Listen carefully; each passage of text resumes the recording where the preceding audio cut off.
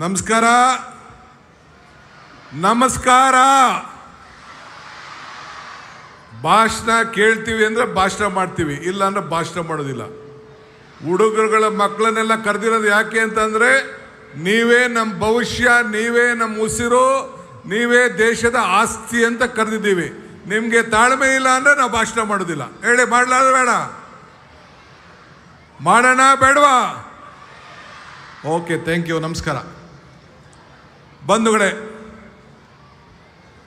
ಮೊದಲು ಪರಿಸರ ವಿಶ್ವ ದಿನಾಚರಣೆ ಅಂಗವಾಗಿ ನಿಮ್ಮೆಲ್ಲರಿಗೂ ಕೂಡ ಆರ್ಥಿಕ ಶುಭಾಶಯಗಳನ್ನು ಅರ್ಪಿಸಲಿಕ್ಕೆ ಬಯಸ್ತಾ ಇದ್ದೇನೆ.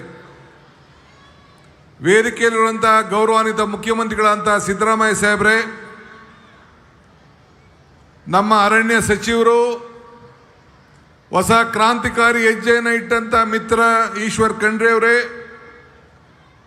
ನರೇಂದ್ರ ಸ್ವಾಮಿಯವರು, ನೂತನ ಪೊಲ್ಯೂಷನ್ ಕಂಟ್ರೋಲ್ ಬೋರ್ಡ್ನ ಅಧ್ಯಕ್ಷರು, ಬೈರ್ತಿ ಸುರೇಶ್ ಅವರು, ಸುಧಾಕರ್ ಅವರು, ಮಂತ್ರಿಗಳಿಬ್ಬರು, ನಿಜಾರ್ ಅಹಮದ್ ರವರು, ಸಲೀಂ ಅಹಮದ್ ಮತ್ತು ಅಶೋಕ್ ಪಟೇಲ್ರವರು, ಪೊನ್ನಣ್ಣವರು, ಸುಧಾಮ್ ದಾಸ್ರವರು, ದಿನೇಶ್ ಗೂಳಿಗೌಡರು ಮತ್ತು ನಮ್ಮ ಎಲ್ಲ ಅಧಿಕಾರಿಗಳ ಮಿತ್ರರೇ, ಅಂಜುಮ್ ಪರ್ವೀಸ್ ಇದ್ದಾರೆ, ಇನ್ನು ಭಾಳ ಜನ ನಮ್ಮ ಹೆಣ್ಮಗಳು ಹೊಸದಾಗಿ CCF ಇದ್ದಾರೆ, ಎಲ್ಲ ಹಿರಿಯ ಅಧಿಕಾರಿಗಳೇ, ಸ್ನೇಹಿತರೆ, ಪುಟಾಣಿ ಮಕ್ಕಳೇ.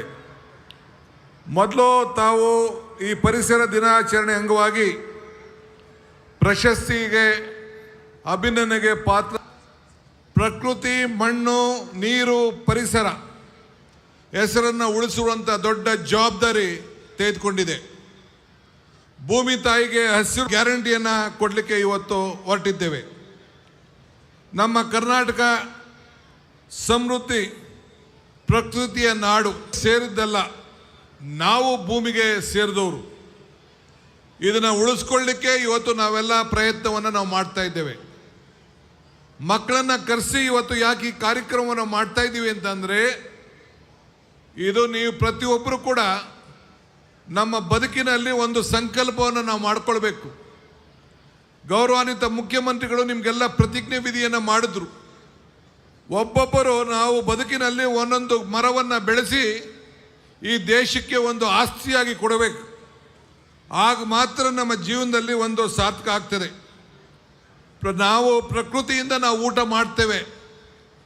ಆ ಊಟ ಇತಿಮಿತಿಯಲ್ಲಿ ನಾವು ಊಟವನ್ನು ಕೂಡ ನಾವು ಮಾಡಬೇಕಾಗ್ತದೆ.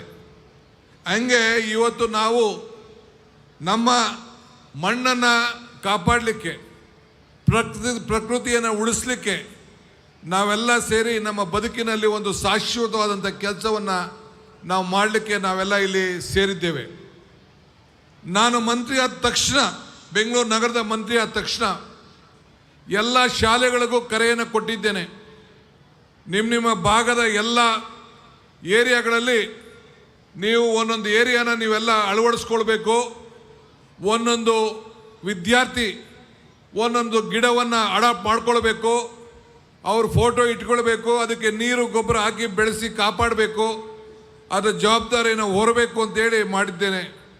ಈಗಾಗಲೇ 50,000 ಗಿಡಗಳನ್ನು ಆ ರೀತಿ ಆಗಿದೆ. ಪ್ರತಿ ಶಾಲೆಗೂ ಕೂಡ ಆ ಜವಾಬ್ದಾರಿಯನ್ನು ಕೊಡಬೇಕು ಅಂತೇಳಿ ನಮ್ಮ ಕಾರ್ಪೊರೇಷನ್ನಲ್ಲಿ ಮಾರ್ಗದರ್ಶನವನ್ನು ಕೊಟ್ಟಿದ್ದೇನೆ. ಇದಲ್ಲದೆ ಈ ವರ್ಷ 6ನೇ ತಾರೀಕು ಪರಿಸರ ದಿನಾಚರಣೆಯನ್ನು ಬೆಂಗಳೂರು ನಗರದಲ್ಲಿ ನಾವು ಮಾಡಿದೋ. ಪ್ರತಿ ಶಾಲೆಯಲ್ಲೂ ಕೂಡ 25 ಜನರ ಮಿನಿಮಮ್ ಒಳಗೊಂಡಂತೆ ಒಂದು ಕ್ಲೈಮೇಟ್ ಆ್ಯಕ್ಷನ್ ಕ್ಲಬ್ ಮಾಡಬೇಕು ಅಂತೇಳಿ ತೀರ್ಮಾನ ಮಾಡಿ ಅವ್ರಿಗೊಂದು ಸಂದೇಶವನ್ನು ಕೊಟ್ಟಿದ್ದೇವೆ. ಈ ಪರಿಸರ ಹೆಂಗೆ ಉಳಿಸ್ಕೊಳ್ಬೇಕು ಅಂತೇಳಿ, ಮಕ್ಕಳಿಗೆ ಯಾವ ರೀತಿ ಉತ್ತೇಜನವನ್ನು ಕೊಡಬೇಕು ಅಂತೇಳಿ ಈ ರೀತಿ ನಾವು ಕಾರ್ಯಕ್ರಮವನ್ನು ನಾವು ರೂಪಿಸಿದ್ದೇವೆ. ಇದು ನಮ್ಮ ರಾಜ್ಯದಲ್ಲಿ ಒಂದು ದೊಡ್ಡ ಸಂಪತ್ತಿದೆ. ನಾನು ಕಳೆದ ಮೇ 15ನೇ ತಾರೀಕು ನಾನು ಕಬಿನಿಗೆ ಹೋಗಿದ್ದೆ. ಅಲ್ಲಿರುವಂಥ ಸಂಪತ್ತು, ಅಲ್ಲಿರುವಂಥ ಪ್ರಾಣಿಗಳು ನಾನು ಹಿಂದೆ ಯಾವಾಗೂ ನೋಡಿರಲಿಲ್ಲ. ಅಂಥ ದೊಡ್ಡ ಪ್ರಾಣಿ ಸಂಪತ್ತು, ಅರಣ್ಯ ಸಂಪತ್ತನ್ನು ನನ್ನ ಕಣ್ಣಲ್ಲಿ ನೋಡಿ, ಅನೇಕ ಹೊರಗಡೆ ದೇಶದ ಪ್ರಾಣಿ ಸಂಪತ್ತನ್ನು ನೋಡಿದಾಗ ನನಗೆ ನೆನಪು ಬಂತು. ಹಂಗೆ ಇವತ್ತು ನಮ್ಮ ಸಂಪತ್ತನ್ನು ಕಾಣಬೇಕಾದ್ದು ನಮ್ಮ ಕರ್ತವ್ಯ. ಅರಣ್ಯ ಇಲಾಖೆಯವರು ಭಾಳ ಜವಾಬ್ದಾರಿಯಾಗಿ ಕೆಲಸವನ್ನು ಮಾಡಿಕೊಂಡು ಬರ್ತಾ ಇದ್ದಾರೆ. ಅವರ ಜವಾಬ್ದಾರಿಗೆ ನಾವೆಲ್ಲ ಇನ್ನೂ ಹೆಚ್ಚಿಗೆ ಶಕ್ತಿ ಕೊಡಬೇಕು. ಈಗ ವಾಹನಗಳು ನಾನು ಮಂತ್ರಿ ಆದಾಗ 1,04,00,000 ಇತ್ತು. ಈಗ 1,20,00,000 ಆಗೋಗ್ಬಿಟ್ಟಿದೆ ಬೆಂಗಳೂರು ನಗರದಲ್ಲಿ. ಅಂದರೆ ಮಾಲಿನ್ಯ ಪೊಲ್ಯೂಷನ್ ಜಾಸ್ತಿ ಆಗ್ತಾ ಇದೆ.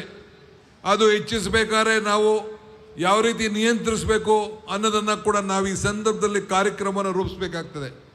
ನಾನು ನಮ್ಮ ಅರಣ್ಯ ಮಂತ್ರಿಗಳಿಗೆ ಹೇಳ್ತಾ ಇದ್ದೀನಿ, ಎಲ್ಲೆಲ್ಲಿ ಬೆಂಗಳೂರು ನಗರದಲ್ಲಿ ನಿಮ್ಮ ಫಾರೆಸ್ಟ್ ಲ್ಯಾಂಡ್ ಇದೆ ಎಲ್ಲ ಕೂಡ ಕಬ್ಬನ್ ಪಾರ್ಕ್ ಥರ ಪಾರ್ಕಾಗಿ ಕನ್ವರ್ಟ್ ಮಾಡಿ ನಾವು ಕಾರ್ಪೊರೇಷನ್ ವತಿಯಿಂದನೂ ಕೂಡ ನಿಮಗೆ ಹಣವನ್ನು ಕೊಡಲಿಕ್ಕೆ ನಾವು ಸಿದ್ಧವಾಗಿದ್ದೇವೆ ಅನ್ನೋ ಮಾತನ್ನು ಹೇಳಲಿಕ್ಕೆ ನಾನು ಬಯಸ್ತಾ ಇದ್ದೇನೆ.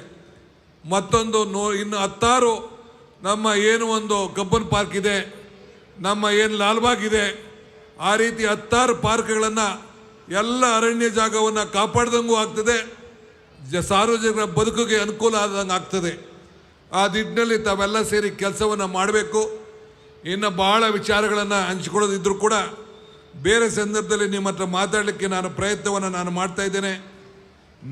ನಿಮ್ಮ ಪರಿಸರ ಈ ದೇಶವನ್ನು ರಕ್ಷಣೆ ಮಾಡಿಕೊಂಡು ನಮ್ಮ ರಾಜ್ಯದಲ್ಲಿ ಒಂದು ದೊಡ್ಡ ಆಸ್ತಿ ಇದೆ, ಆಸ್ತಿನ ನಾವು ಕಾಪಾಡಬೇಕು. ಇವತ್ತು ನಮ್ಮ ಈಶ್ವರ್ ಖಂಡ್ರೆ ಅವರ ನಾಯಕತ್ವ ಮತ್ತು ನಮ್ಮ ನರೇಂದ್ರ ಸ್ವಾಮಿಯವರ ಮುಖಂಡತ್ವದಲ್ಲಿ ಉತ್ತಮ ಕೆಲಸ ಆಗ್ತಾಯಿದೆ. ಸೊ ಬೆಂಗಳೂರು ನಗರದಲ್ಲೇ ಆಗಲಿ ಇಡೀ ರಾಜ್ಯದಲ್ಲಿ ಎಲ್ಲ ಕಡೆ ಈ ರೀತಿ ಜ್ಞಾನವನ್ನು ಉಂಟು ಮಾಡೋಂಥದ್ದು, ಮಕ್ಕಳುಗಳಿಗೆ ಜವಾಬ್ದಾರಿಯನ್ನು ವಹಿಸೋಂಥದ್ದು, ಹೊಸ ಪೀಳಿಗೆ ಅದರ ಜವಾಬ್ದಾರಿಯನ್ನು ತೆಗೆದುಕೊಳ್ಳುವಂಥ ಕೆಲಸವನ್ನು ಮಾಡಬೇಕು ಅಂತ ಈ ಸಂದರ್ಭದಲ್ಲಿ ಹೇಳಿ ತಮ್ಮೆಲ್ಲರೂ ಕೂಡ ಶುಭ ಹಾರೈಸಿ ಇನ್ನು ಅನೇಕ ಕಾರ್ಯಕ್ರಮಗಳು ಪಾಲ್ಗೊಳ್ಳಬೇಕಾಗಿದೆ. ಬೆಳಗ್ಗೆ 8 ಗಂಟೆಗೆ ನಾನು ಕೂಡ ಎಲ್ಲ ವಿದ್ಯಾರ್ಥಿಗಳು, ಸ್ಕೌಟ್ ಮತ್ತು ಗೈಡ್ ವಿದ್ಯಾರ್ಥಿಗಳು ಒಂದು ಮ್ಯಾರಥಾನನ್ನು ಇಟ್ಕೊಂಡಿದ್ರು, ವಾಕಿಂಗ್ ಇಟ್ಕೊಂಡಿದ್ರು. ಅದರಲ್ಲಿ ನಾನು, ಮಂತ್ರಿಗಳು ಮತ್ತು ನರೇಂದ್ರ ಸ್ವಾಮಿಯವರೆಲ್ಲ ಕೂಡ ಪಾಲ್ಗೊಂಡು ನಾವು ಬಂದಿದ್ದೇವೆ.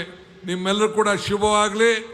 ಮತ್ತೆ ನಾವೆಲ್ಲ ಸೇರಿ ಈ ಪರಿಸರವನ್ನು ರಕ್ಷಣೆ ಮಾಡಿ ಒಂದೊಂದು ಮರದ ಜವಾಬ್ದಾರಿ ನಮ್ಮ ಬದುಕಿನಲ್ಲಿ ನಾವು ಉಳಿಸ್ಕೊಳ್ಳೋಣ ಅಂತ ಹೇಳಿ ಪ್ರಾರ್ಥಿಸಿ ಶುಭ ಹಾರೈಸಿ ನನ್ನ ಮಾತು ಮುಗಿಸ್ತೇನೆ. ನಮಸ್ಕಾರ.